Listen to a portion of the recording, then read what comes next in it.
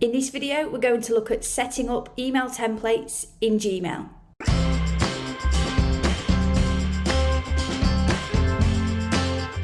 So before you can start using templates in Gmail, you need to make sure you've enabled them. You can do that by going to the settings in Gmail.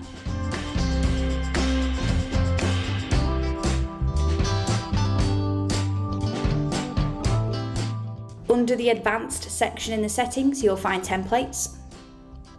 So you can make sure that you've enabled them in there. Now you can start setting up your templates. So all you need to do is go to Compose an Email. And if you have an automatic signature, make sure you remove it. The reason you remove your signature is because if you save it with your template, it will duplicate it every time you use that template. Now I write my email template. Once you've written your template, go to the hot dog at the bottom of the email. That's that icon with the 3 dots. I've heard it called the hot dog, the slender snowman, the meatball menu. Whatever you want to call it, that button always means more. So if we click it, we get more options for our email.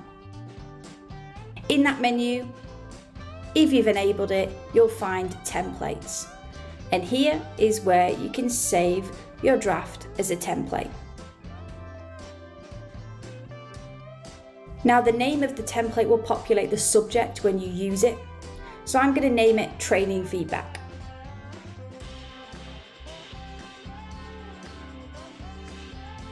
So the next time I want to use that template, I go to Compose. I go to the hot dog at the bottom.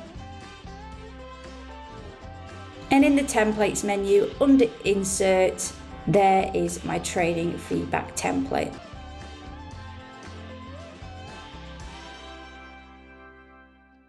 And there we go, I've got my template in my email. I can edit it before I send it, so much quicker than me copying and pasting or retyping it every time I need to send that feedback email. Don't forget to subscribe to our channel if you want to receive more tips from us.